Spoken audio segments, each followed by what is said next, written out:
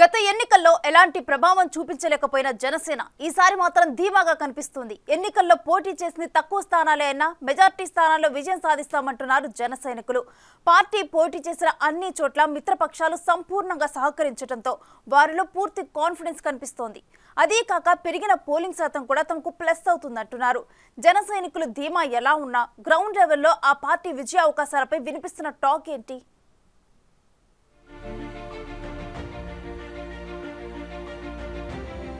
అత్యధిక స్థానాల్లో గెలుపుపై ధీమా వ్యక్తం చేస్తున్న జన సైనికులు ఎన్నికల్లో పోటీ చేసిన 21 అసెంబ్లీ సెగ్మెంట్లు 2 లోక్సభ స్థానాల్లోనూ గెలుపు సాధ్యమని జనసేన అంచనా వేసుకుంటుంది.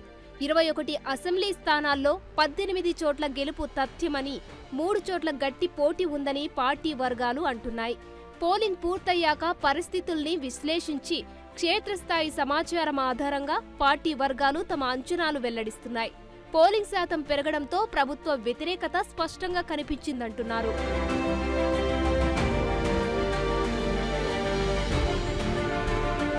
పార్టీ అధినేత పవన్ కళ్యాణ్ పోటీ చేసిన పిఠాపురంలో మెజారిటీ ఎంత వస్తుందనే దానిపై అంచనాలు వేసుకుంటున్నారు. పోలింగ్ రోజున వైసీపీ కార్యకర్తలు తమకు నగదు అందలేదని ఆ పార్టీ నేతల్ని నిలదీయడం, ఆ పార్టీ ముఖ్య నేతలు పోలింగ్ కేంద్రాల వద్ద ముఖం చాటేయడంతో వైసీపీ పరాజయం ముందే ఫిక్స్ అయిందని, తమ అధినేత మెజారిటీ ఎంత అనేది తేలాలంటున్నారు జన సైనికులు. మొత్తం మీద భారీ మెజారిటీ వస్తుందనే ధీమాతో పార్టీ శ్రేణులు కనిపిస్తున్నాయి.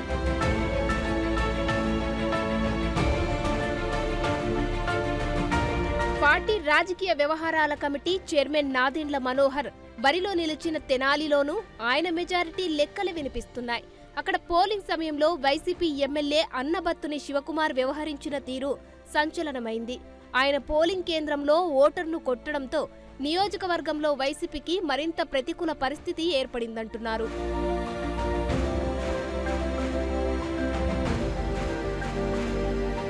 జనసేన పోటీ చేసిన మరో కీలక నియోజకవర్గం భీమవరం నియోజకవర్గంలో మొదట జనసేన పార్టీ అధ్యక్షుడు పవన్ కళ్యాణ్ పోటీ చేస్తారని ప్రచారం జరిగినప్పటికీ టీడీపీలో 2 టర్మ్స్ ఎమ్మెల్యేగా పనిచేసిన సీనియర్ పొలిటీషియన్ పులపర్తి రామాంజనేయులు జనసేన అభ్యర్థి అయ్యారు.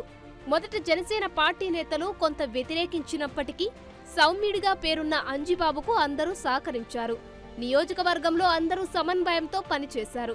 ఇక టీడీపీలో ఉన్న క్యాడర్ సైతం జనసేన పార్టీ అభ్యర్థి అంజిబాబు గెలుపు కోసం పూర్తి స్థాయిలో పనిచేయడం కలిసి వచ్చే అంశంగా కనిపిస్తుంది.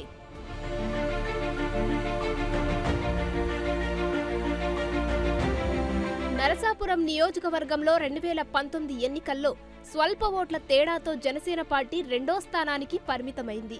ఈసారి ఎన్నికల్లో గెలుపు కోసం తీవ్రస్థాయిలో కృషి చేశారు జనసేన పార్టీ నాయకులు. నరసాపురం నియోజకవర్గం జనరల్ కేటగిరీకి రిజర్వ్ అయినా కూడా అక్కడ మత్స్యకార కుటుంబానికి చెందిన బొమ్మిడి నాయకర్కు జనసేన పార్టీ అధినేత 2వసారి అవకాశం కల్పించారు. 2024 ఎన్నికల్లో నరసాపురం నియోజకవర్గంలో 84.36% ఓటింగ్ జరగడంతో గెలుపుపై జనసేన పార్టీ నమ్మకం పెట్టుకుంది. అదీ కాక పొత్తు తమకు ప్లస్ అవుతుందంటున్నారు జన సైనికులు.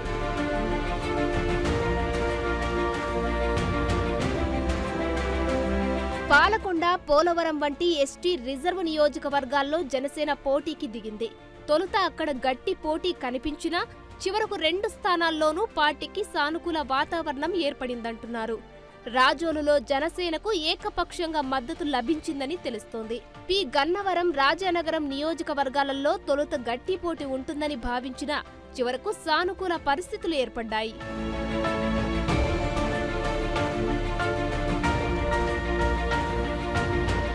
పశ్చిమ గోదావరి, కృష్ణా, విశాఖపట్నం జిల్లాలలో జనసేన పోటీ చేసిన ప్రతి స్థానంలోనూ గెలుస్తుందని పార్టీ వర్గాలు పేర్కొంటున్నాయి. నెల్లిమర్లలో తొలుత ఇబ్బందికర పరిస్థితులు ఉన్నా క్రమేణా అభ్యర్థి మాధవి టీడీపీ శ్రేణులతో కలిసి పనిచేయడం, ఆ పార్టీ ఇన్ఛార్జి పూర్తి స్థాయిలో సహకరించడం కలిసొచ్చిందంటున్నారు. పి గన్నవరం, రైల్వే కోడూరు, తిరుపతి శాసనసభ నియోజకవర్గాల్లో గట్టి పోటీ ఎదురైనా కొద్ది మెజారిటీతోనైనా బయటపడతామనే ధీమాతో పార్టీ వర్గాలు ఉన్నాయి.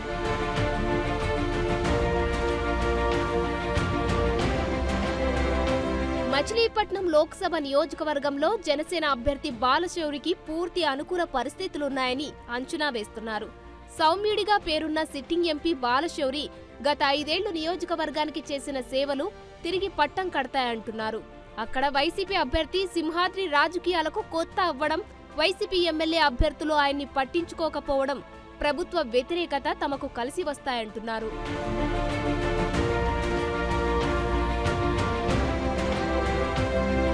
కాకినాడ లోక్సభ స్థానంలో కొంతమేర క్రాస్ ఓటింగ్ జరిగినట్లు తెలిసిందే.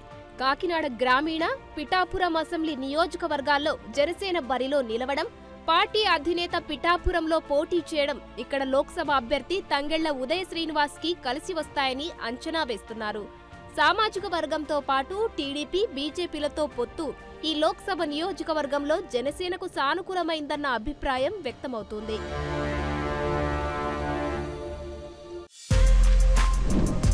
For more videos like this, subscribe Big TV channel.